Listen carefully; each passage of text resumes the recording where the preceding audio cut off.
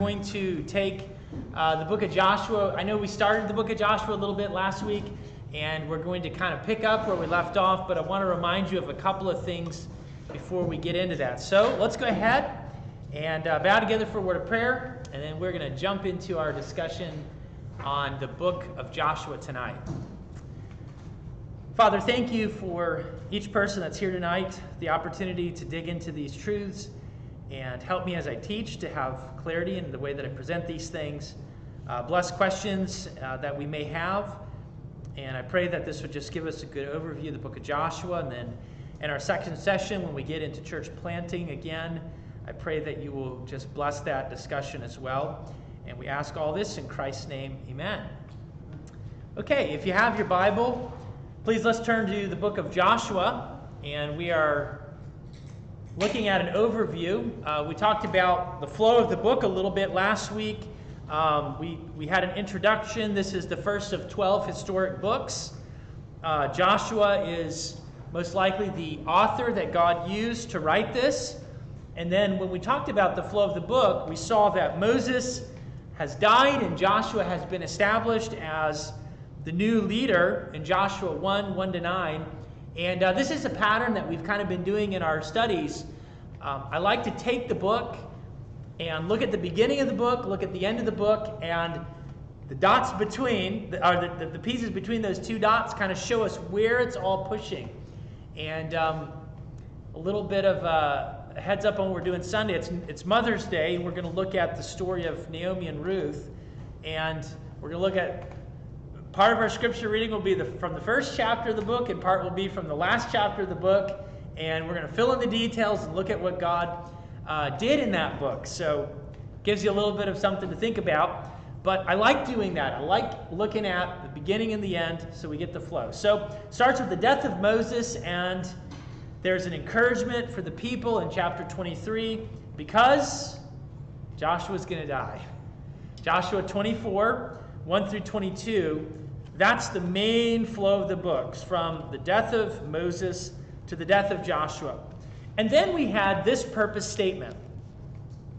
Joshua records the invasion, conquest, and distribution of the promised land to give an historic fulfillment of the land's promises made to the patriarchs, which could be fully realized if they obeyed the requirements of God's covenant with the nation. So you kind of see two sides to that statement. There is the Abrahamic covenant. He promises land and he promises a seed. And so Abraham's descendants are going to have the promised land as their land. But then when we go to the Mosaic covenant, we see that the blessing of them enjoying the land was connected to how they related to God through the Mosaic covenant, which is the sacrificial system, obviously the ceremonial system, and then the civil issues. We have all of those things. And so that's the flow of the book. It's to say, look, God fulfilled his promise, his promises, but there's also a side that's not yet been fully realized because of Israel's disobedience. That's the purpose. All right, then we wanted to get into the structure of the book a little bit. We talked about this last time, and that's where we left off. The first part that we talked about was Joshua leading the people after Moses' death. So when you look at chapters 1, 2, 3, 4, and 5, this is Moses preparing the people to enter the promised land. And there's several things that take place during that time. They were reminded that they needed to obey God's laws. And we're going to look at some of these passages later on. But some of the most memorable statements in the book of Joshua are in Joshua chapter 1. This book of the law shall not depart out of thy mouth, but thou shalt meditate therein day and night, that thou mayest observe to do all that is written in the book of law. Then shalt thou make thy way prosperous, and then thou shalt have good success. Why does he do that? Well, that is key to them enjoying the blessings of the covenant in the land. So he reminds them of the law. And then they send in the spies. Now, I mentioned this last week, and I don't know if you'll remember this or not, but when we see Joshua being presented in the beginning of the book of Joshua, he is presented like a second Moses. So there was the law given through Moses. There were spies sent into the land from Moses. And it's happening again, except this time there's a difference. The spies come back and they say, let's do it. And not only do they say, let's do it, there's a person in Jericho, the first city they're going to lay siege on and conquer. That city has a family that believes in the Lord, and their lives are going to be spared. Even though the rest of the city is wiped out, God's going to spare Rahab and her family, and whoever stayed in the house with her.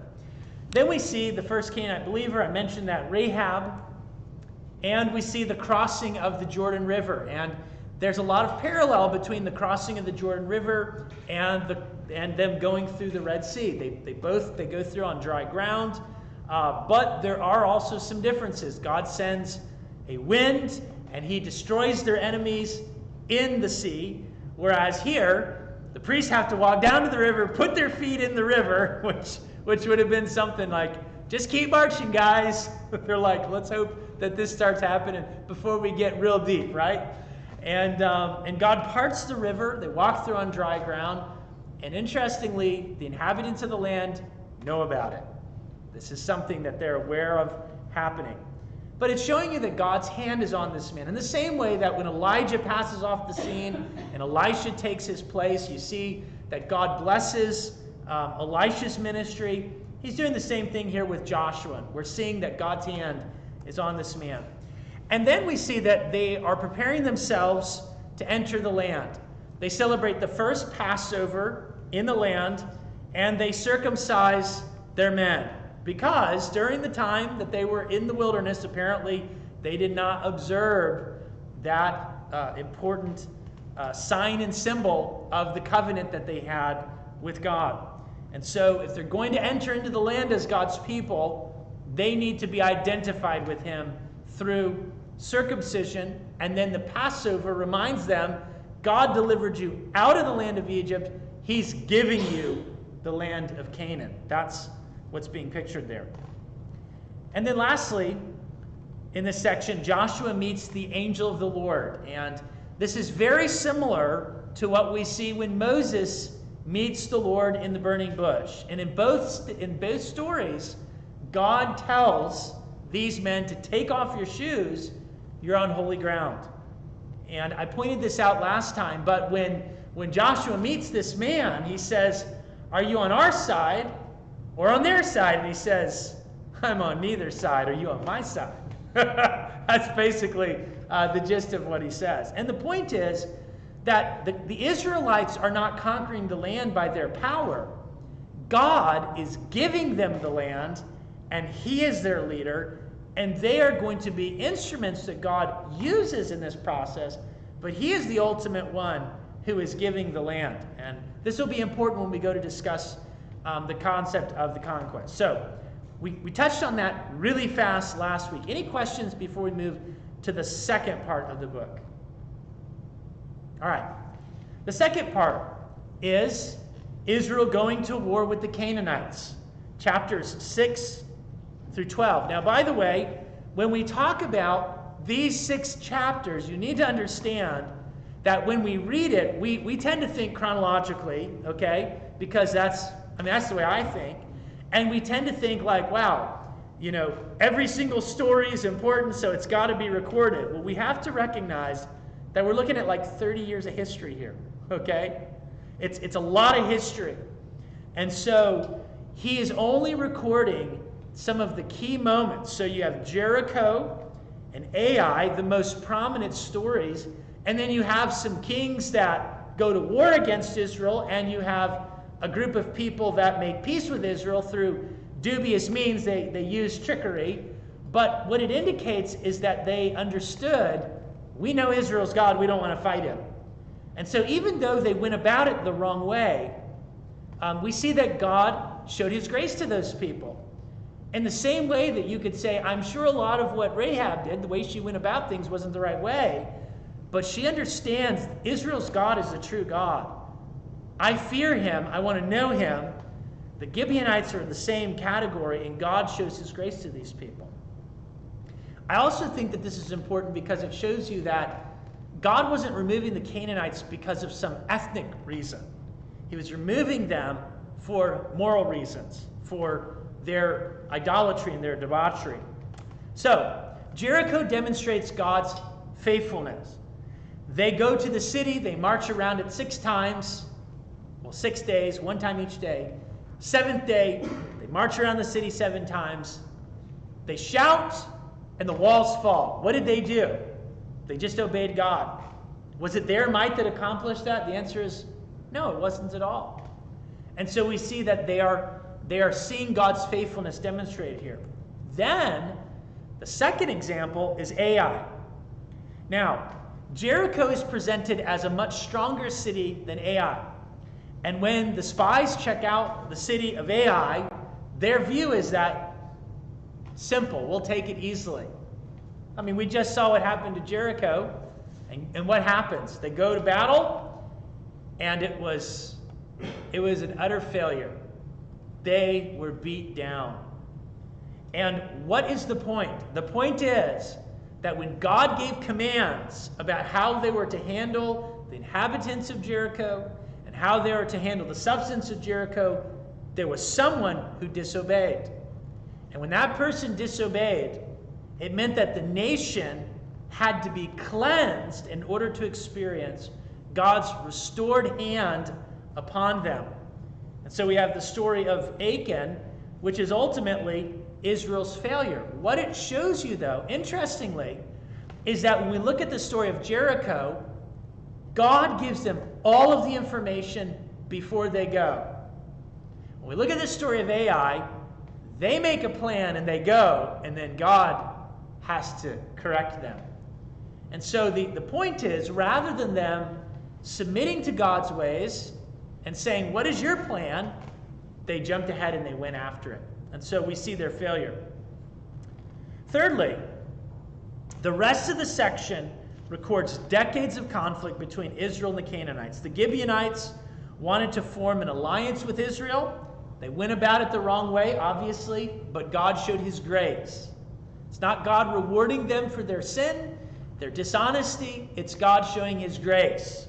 And God is being kind to them. We see that there is a coalition of Canaanite kings who entered into league to wipe out the Israelites. Now, these people knew very well the power of Israel's God, but they believed that if they linked together, they could overthrow Israel and their God. They were wrong. They were wrong. Just put it that way. And then Joshua gives a summation of Israel's major victories during that time. So there are several different battles and cities that he mentions. These are the highlights of chapter 6 to 12. Third section. Joshua divides the land by inheritance. And this is a very important thing for us to recognize. Chapters 13 through 22, and I would say it like this. When we read the book of Joshua, this is what we do. We focus on chapters 1 to 6. We go a little light on 6 to 12. And then we ignore this. And the reason is because in our minds, what's the point of this family gets this land, and this family gets this land, and this family gets this land? Like, to us, we say, where's the value in that? Where is the application in that? But if you had been one of the Israelites reading the book of Joshua, that might be what's the most significant to you. The question is why? You tell me why. Why would that be so significant to you? What we tend to just blow by, that was a big deal to them. Yes, fulfilling these promises, okay? This is like what God said would happen. They're experiencing it. And by the way, the land was supposed to be theirs as an ongoing inheritance. So here we are 1,000 years later, and guess what? They're supposed to be living on the same land. The same families on the same land. Supposed to pass on from one generation to the next generation to the next generation. And so this is very, very important to the people. And so we see that this reminds the people of God's promises that he had made literally, and it also reminds them of the literal fulfillment of those promises. Now, let me just add something that it might appear to be off topic, but I don't see it as entirely off topic. When we look at these promises that God made about the land, we know that those were literal promises because they were literally fulfilled. Does that make sense? But somehow when we go to the books of Ezekiel and Isaiah, and he talks about the kingdom as a future reality that we've not yet experienced, a lot of people have a tendency to spiritualize those things. Okay? He gives, like in the book of Ezekiel, he gives the exact dimensions of a temple that's never been built. And some people say, well, he's not literally building a temple like that. But, these were realized literally. So we should assume that when God talks about land and inheritance and those kinds of things, that they're to be understood literally. So I know that that's more of an eschatological discussion because that's all future fulfillment. But I think that there's some bearing here when we think about that. Okay? That's why I believe there's going to be a literal millennial reign of Christ. And the land of Israel will be divided by portion inheritance. And, you hear this statement being made on college campuses, from the river to the sea. Well, the Bible talks about river to the sea, but it's not Palestinians that are going to be there. It's going to be the Jewish people. So no matter what people think's going to happen, in their lifetime, God's promises are sure, and from the Euphrates River to the Mediterranean Sea is how he puts it. That is going to be the land of Israel. And how God does that will be a wondrous thing for us to behold when it happens. But and it will be a truly miraculous thing when you see the animosity that is going on in that region. But anyway, as a side note, extra information. All right, and then the fourth section is really Joshua's final words, 23 and 24.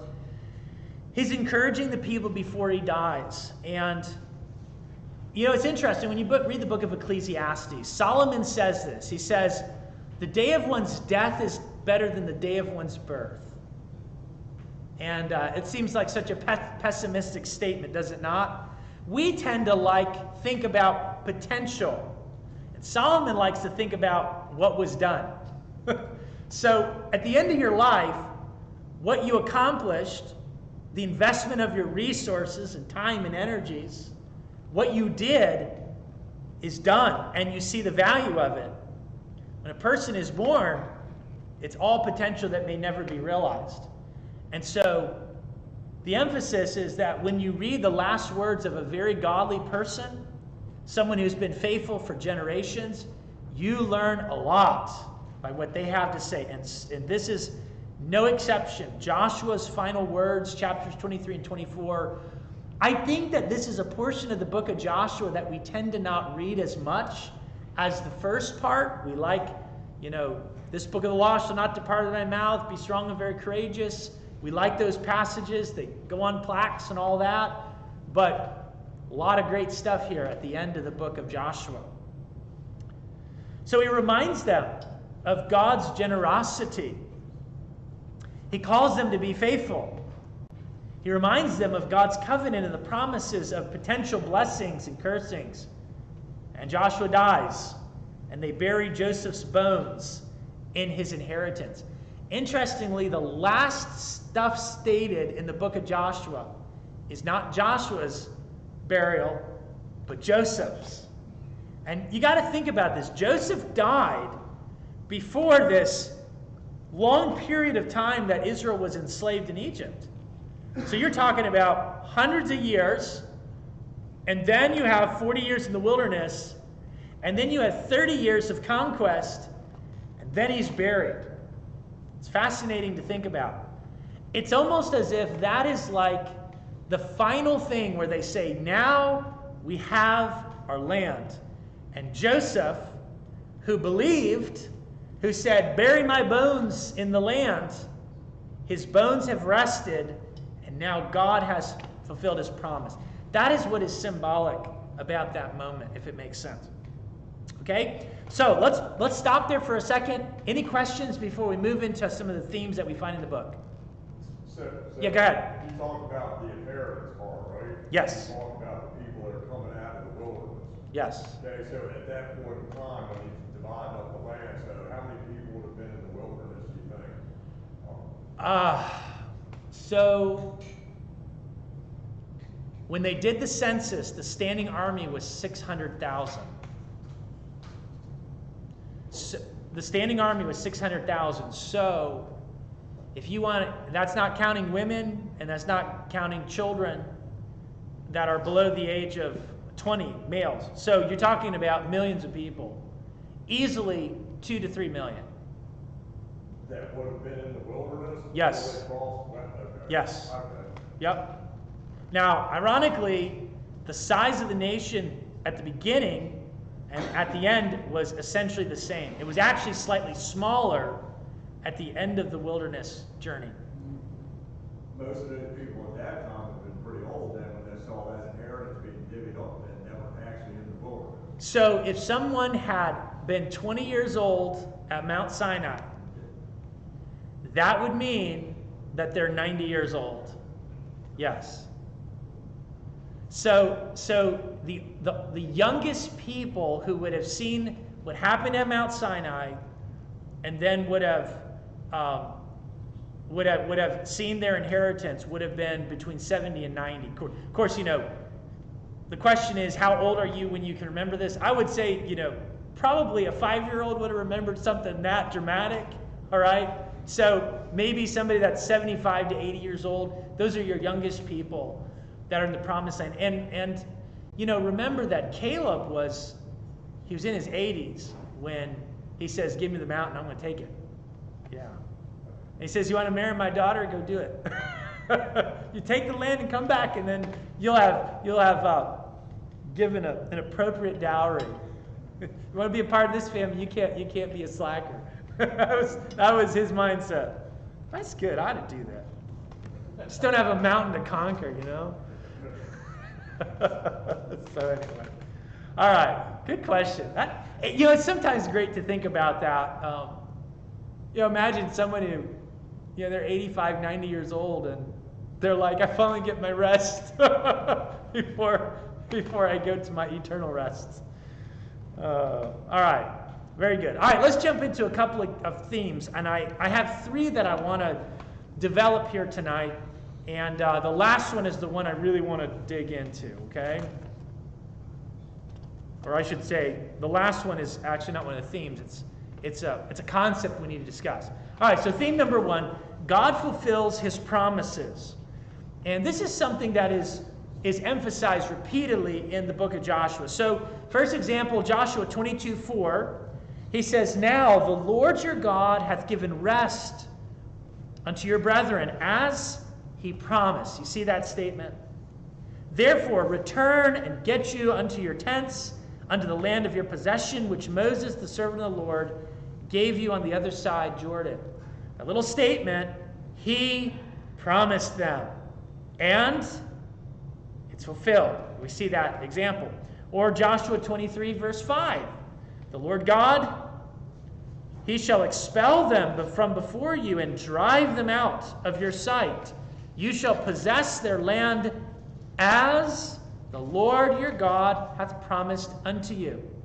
Promise, fulfillment. And then Joshua 23, verse 15.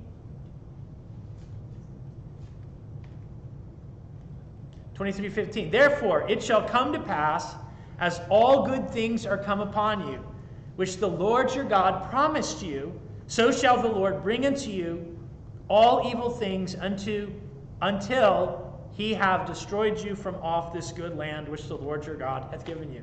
Now, that promise is negative. And interestingly, one of the things that, I'm not drawing this out so much as a theme, but I'll just state this. When Joshua talks about their need to obey God's law, he says, you're not going to do this. You're like, what's the point of that? Hey, you got to do this. This is a requirement, but you're not going to do it. You know, why is he doing that? One of the things that he's doing is he's showing the deficiency of the Mosaic covenant. It's not that the Mosaic covenant was bad. It was deficient in the sense that it did not have the ability to transform the people. It was pointing toward a better covenant. That's the whole story of the book of Hebrews, a better covenant. Been reading the book of Hebrews lately in my personal reading, and just finished it today. And he's constantly saying a better covenant, a better covenant, a better covenant. He's talking about Moses, and he's talking about, you know, different aspects of the covenant, the sacrificial system, the Levites. They're all deficient in the sense that they fall short of a better sacrifice and a better mediator and a better priesthood and all those things. He's emphasizing that. So he's emphasizing that God's promises are not just positive, they're negative as well. You do this, blessing. You don't do this, curse. That's what he's saying. So you need both sides. Second theme, God accomplishes his work through human instruments. I think that this is a very important principle for us to understand. And this really gets into the whole sovereignty of God and free will of man discussion, okay? The fact is that God is sovereign. He rules. Yet he rules through means. He rules through instruments. He could have given them the land, just said, here, take it, it's yours. I've done it all for you. It's not how he did it. He said, I give you the land, but here's what you have to do to take the land. You say, well, are they doing it or is he doing it? Well, the answer is they're responsible, but he's the one accomplishing it, okay? Both are there. And I want you to see this because this is a principle we see all over Scripture. So, first of all, he's with them. Joshua 1:9. Have not I commanded thee, be strong and of good courage, be not afraid, neither be thou dismayed. For the Lord thy God is with thee, whithersoever thou goest. So, he doesn't just say, be strong, good luck. He doesn't say, I'm with you, so just sit back and watch what I do. He says, be strong, I'm with you. You see this? This is a principle we need to understand in life. Like, when it comes to making decisions, we have to plan. We have to study the Word. We have to know what the principles are that are involved. We need to get godly counsel. We need to actually make decisions based on wisdom. What's interesting is the book of Proverbs doesn't say, hey, you just let God do it all, because that's how he does it. Wisdom is just let God do it all. He doesn't say that. He talks about how to relate to people. He talks about how to do work. He talks about how to raise your family. He talks about how to manage your money. He talks about how to take care of your land that you have. What's he saying?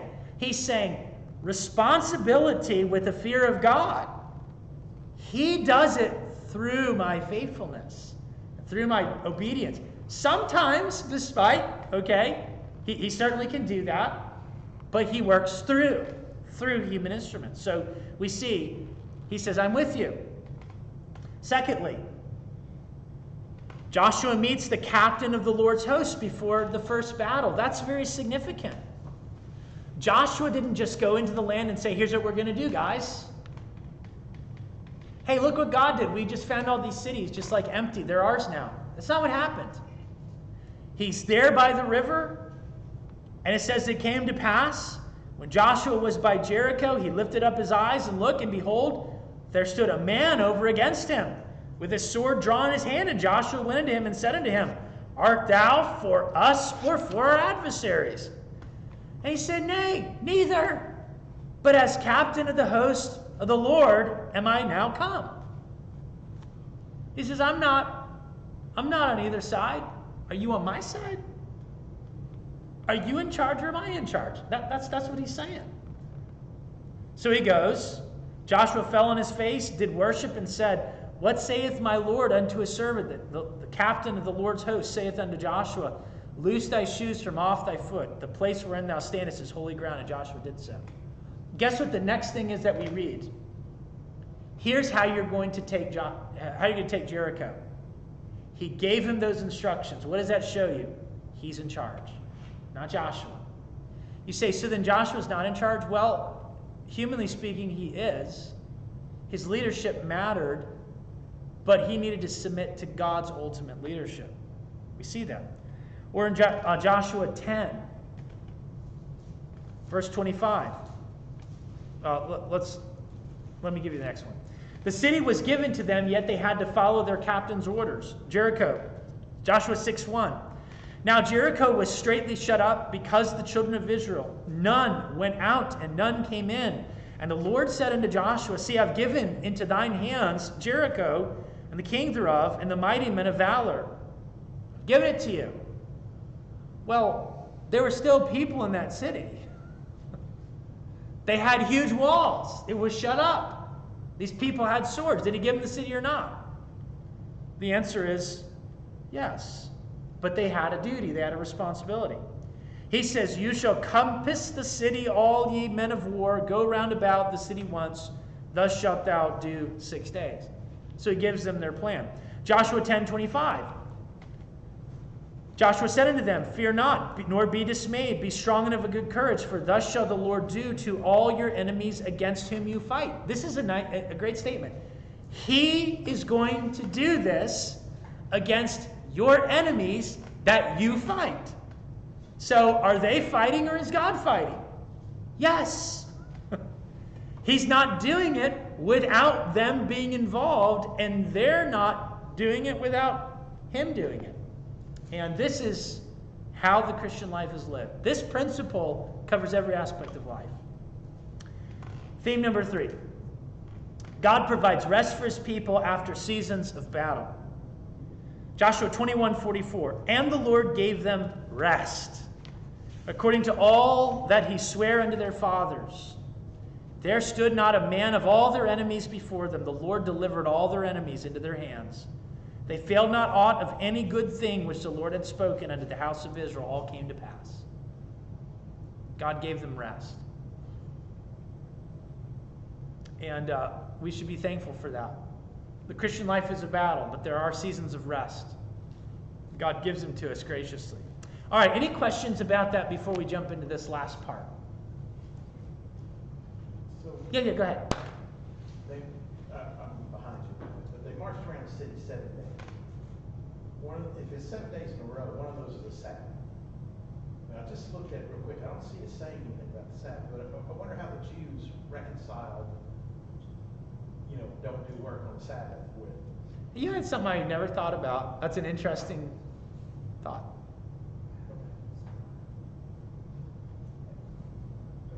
The question is walking work? According to the rabbis, it was. But they had a distance thing, right? You could walk so far. Well, but the law never made such a stipulation. It was a rabbinical thing. Maybe they calculated what they thought the distance was around Jericho, and then they made that like the standard, like it couldn't be above that, because we know that God had them walk on that day. Okay, I don't know. Who knows? That's a great question, Frank. I don't know what the answer is. There might be some random commentary out there that talks about that. So, good question. Got to have somebody in the class to ask questions like that, right? That's a good one. All right. Well, let's jump into this next section, which is, I think, perhaps one of the biggest questions. I think it's more of a bigger question today in the modern world than it was in past generations when people live with war as a part of life. Okay, we live in a country where when's the last time this nation had a war zone on this land? A civil war, basically. Okay, I guess you could say the Indian Wars, but it's a whole nother discussion there. But really, since the Civil War, you're talking 150 years. We haven't had battlefields drawn and people going to war on our soil, in our cities, like they had in Europe. And but throughout all of history, people prepared for war all the time. It was called survival, in the same way that they had to prepare to survive by having enough wood for the winter and having enough livestock and produce to survive. They prepared for war. And so there's a lot of question today about this issue of the destruction of the Canaanites. Was this a genocide? Was God ethnically cleansing the land? This is one of the charges that comes against Christians today. And some atheists will say, I cannot believe in God because he's evil. Now, I think it's kind of crazy to say I can't believe in God because he is. It sounds more like you hate the God who is, or your understanding of the God who is. But anyway, it is a point of great discussion. And then the question is, well, if you have no basis to determine what's evil, then how could you say it's evil? I mean, if we're all just animals that are survival of the fittest, then war is just part of that process, right? But that's not what we believe as Christians, all right? But there are a lot of questions that come up. And I think that what will help us to understand this is to just walk through some points of observation about the conquest of Canaan. So I'm going to do that, and then any questions we have along the way, feel free to jump in. All right, first fact I want you to notice is this. The Holy Land is God's land. The reason that the land of Canaan is rightfully belonging to the Jewish people is not because they created the land. It's not because they conquered the land. It's because the creator of the universe gave it to them. I mean, it's that simple. God made this world. God determines where people live. In fact, when we read the book of Acts, he talks about he's determined the times and the seasons and the bounds of their habitation. What does that tell you? God puts people in places and gives them land. But there's no people that it is stated explicitly like it is to the Jewish people, Abraham's descendants.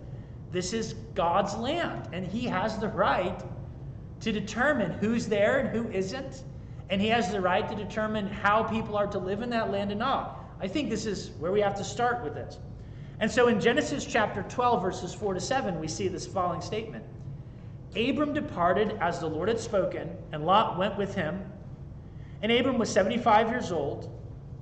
And Abram took Sarai his wife, Lot his brother's son, and all their substance that they had gathered in their souls.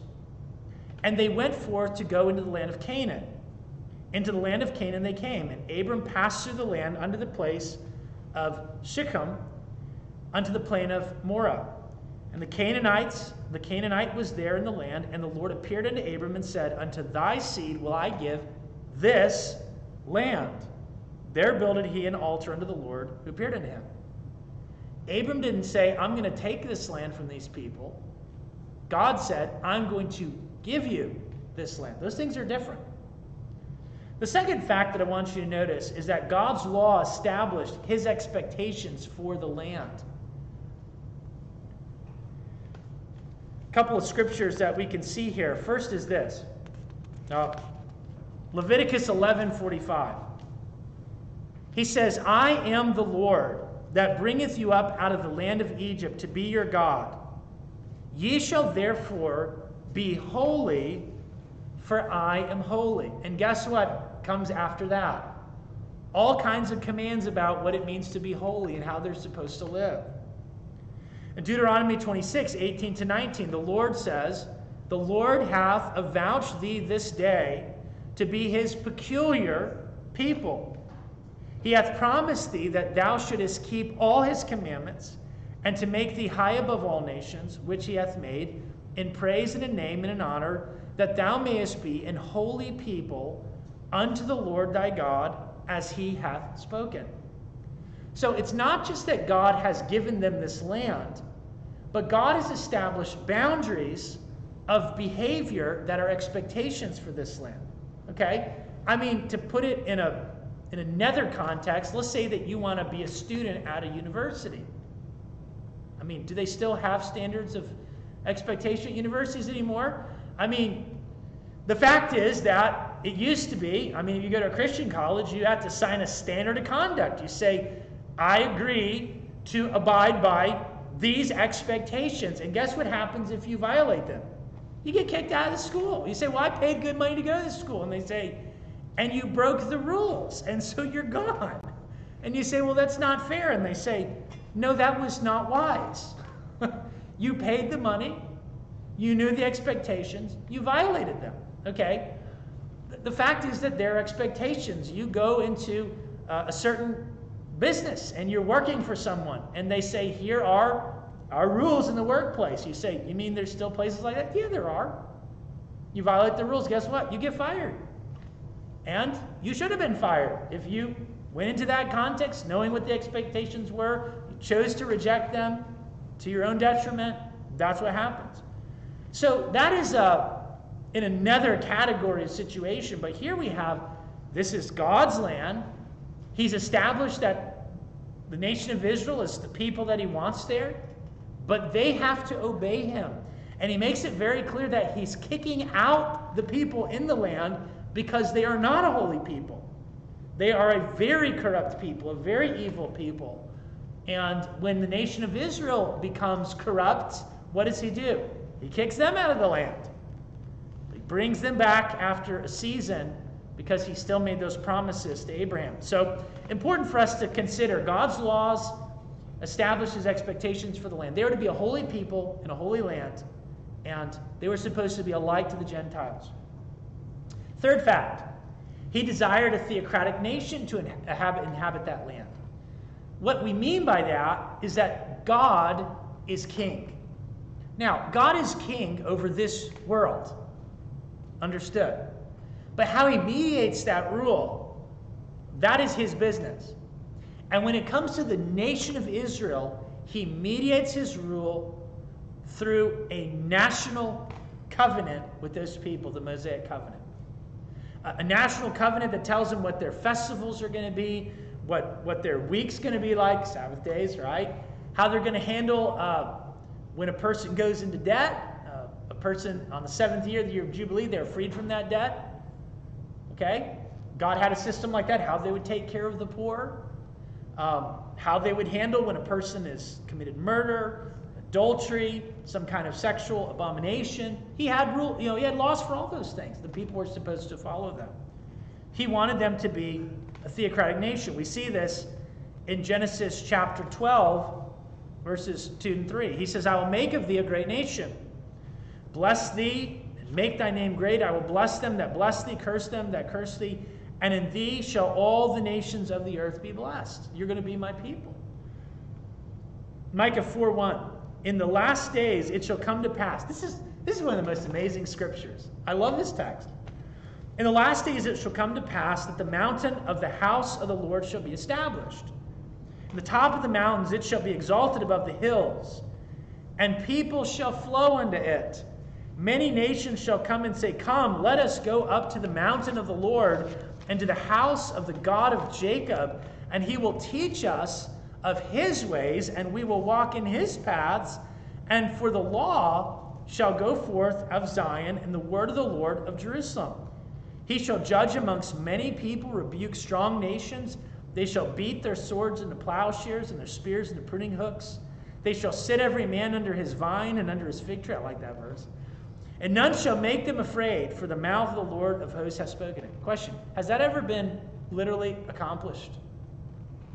No, it hasn't. That's coming down the road. And it's a phenomenal thing when you realize how much hatred there is for the Jewish people today around the world, even in our own country. I mean, even in spite of the Holocaust, World War II. And it's like the world had this moment of moral clarity and said, wow, we need to give these people their land back because they have almost been just wiped out by the Third Reich. Yet here we are today, and there's still people living today who were alive during that period, and there's this intense hatred again, and all this stuff going on. And then another piece that's such an amazing consideration is the nation of Israel is not a believing in Messiah people. So you have a group of people that today are rejecting the Messiah, who are hated in the world, and one day they're going to be the center of focus, serving the Lord, their Lord, and people are going to be coming to that land to know the God of Israel. That's an amazing thing to think about. Fact number 4. He showed great patience towards the people of the land despite their wickedness. Now, in Genesis 15:13, and I would encourage you, when you think about this question, to take a note of how many times Canaanite culture is mentioned in Genesis, and how it is always It is always very corrupt. Okay? I mean, the first mention of this would be the sin of Noah when he becomes intoxicated, and one of his sons mocks him. It's not split. It's stated in a veiled way, but he says, "Cursed is Canaan." Who is Canaan? Ham's son. Okay? That's the first mention of the Canaanites. What's amazing is that corruption was even being demonstrated immediately after the flood, and it follows through the descendants of the Canaanites. So in Genesis chapter 15, when we have Abraham, he says to Abram, "Know of a surety that thy seed shall be strangers in a land that is not theirs, shall serve them, and they shall afflict them 400 years. And also the nations whom they shall serve will I judge, and afterwards shall they come out with great substance. And thou shalt go to thy fathers in peace. Thou shalt be buried in a good old age." And the next statement is important. The iniquity of the Amorites is not yet full. Now, I'm making, I don't know that this is stated explicitly in the text of Scripture, but I think we can make this conclusion. Think about this. One of the reasons that God brought Jacob's descendants into Egypt and allowed them to be slaves in Egypt was to preserve them from the incredible corruption of the Canaanites. Okay? The fact is they were not intermarrying with Canaanites in Egypt. And if they had, there would have been tremendous corruption. And so as these cities, and by the way, not every city in the land of Canaan was handled the same way when God gave the land to the nation of Israel. Some of the cities were spared. Some of the cities made peace. They were preserved. There were ways that the nation of Israel was to relate to strangers. And so we know that not every city was utterly destroyed in the land of Canaan. God dealt with cities based on the kind of character of those people. I mean, Sodom and Gomorrah were destroyed for a reason. They were thoroughly and utterly corrupt.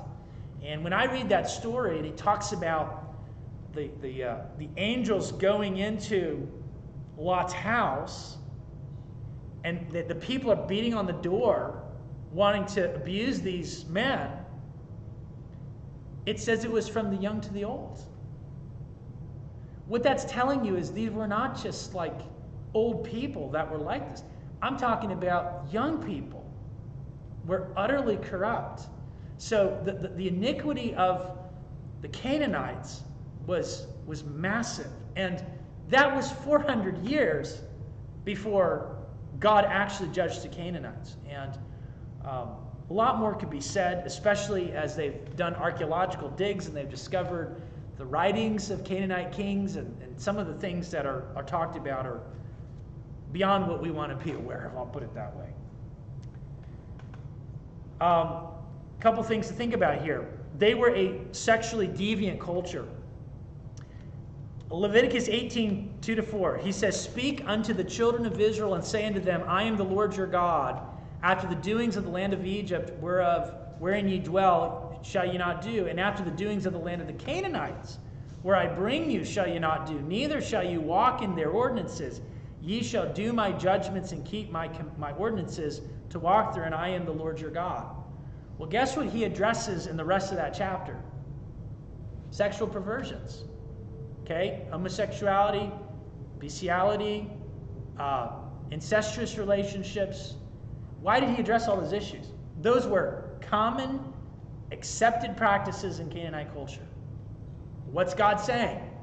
You do that, death sentence. Why is he saying that? Because that's what he did to the Canaanites. He removed them, he eliminated them because of their violence and because of their sexual immorality. They were exceptionally violent. Deuteronomy chapter 12, 29-31 says, "When the Lord thy God shall cut off the nations from before thee, whither thou goest to possess it, and thou succeedest them and dwellest in their land, take heed to thyself that thou shalt not be snared by following after them. After that they be destroyed from before thee. Thou shalt not inquire after their gods, saying, How did these nations serve their gods? Even so will I do likewise. Thou shalt not do unto do unto the Lord thy God, for every abomination to the Lord which he hateth have they done unto their gods.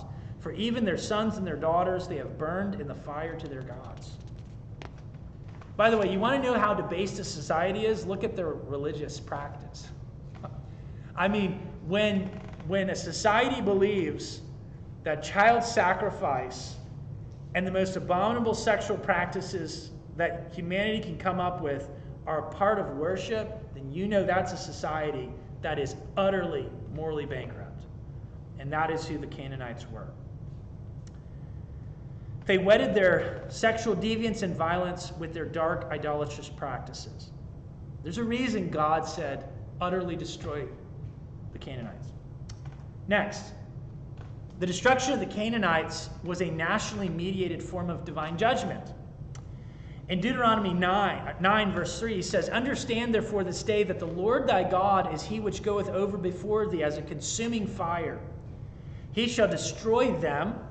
He shall bring them down before thy face. So shalt thou drive them out and destroy them quickly.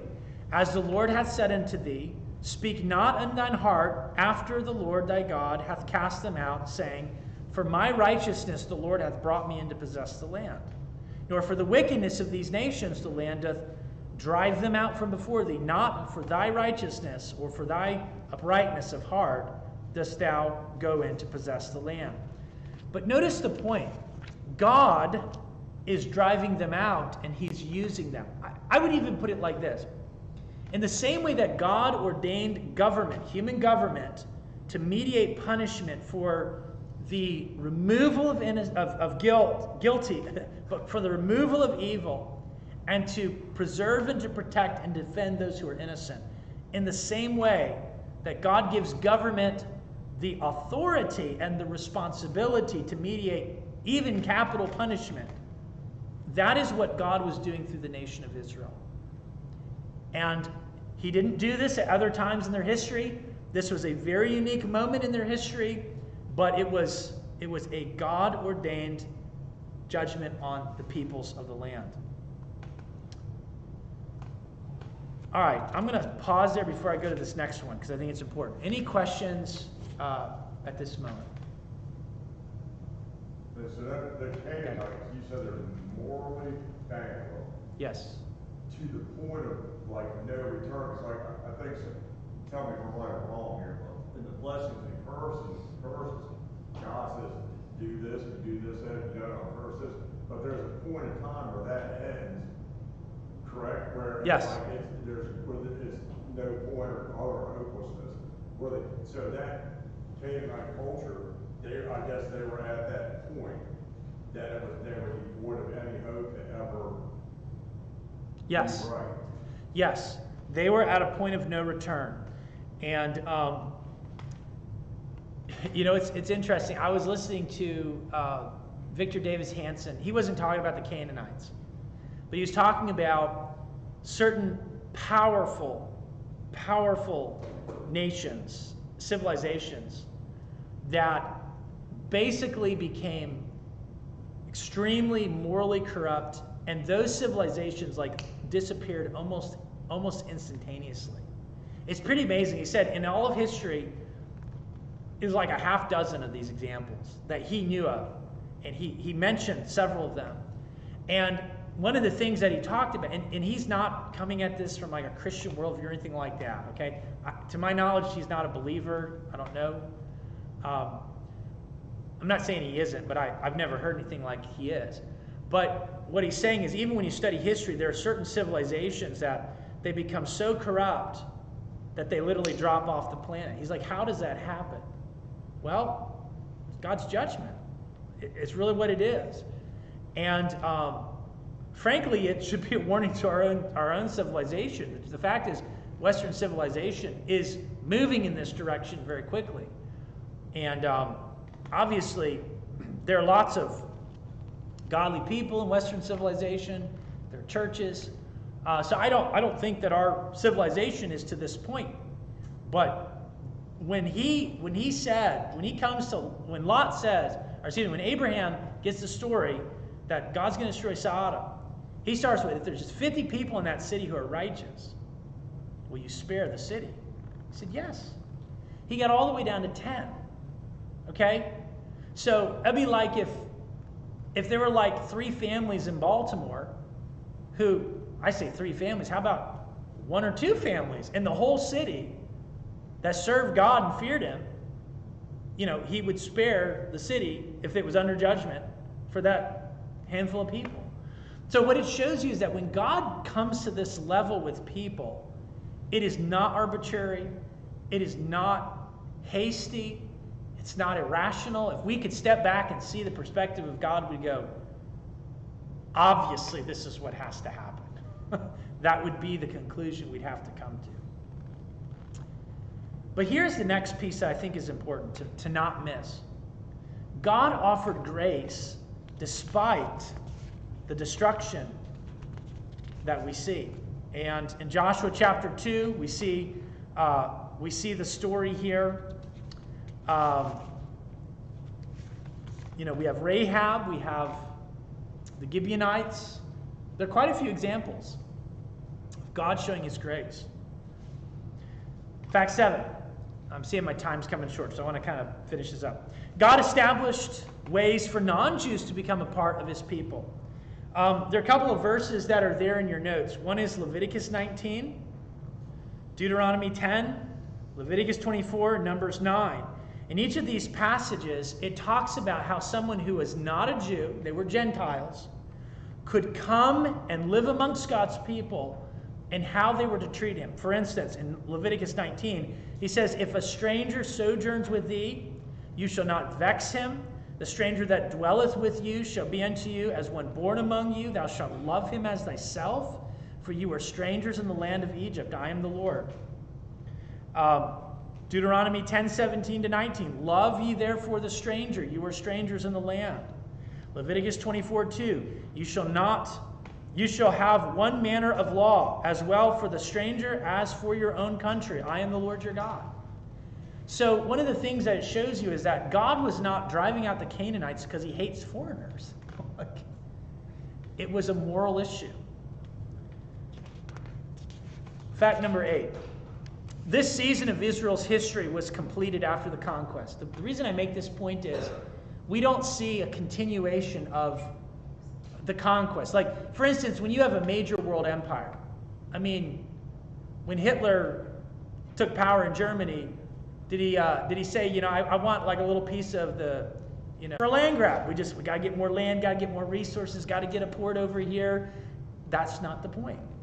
It wasn't to establish world dominance. It was, this is God's land. He is giving it to you. Now live on his land. Obey him. Walk with him. That's the idea. Fact number 9. God dealt harshly with the Jewish people when they refused to obey him and served the gods of their neighbors. I'm not going to read the passage, but we know from biblical history that is the case.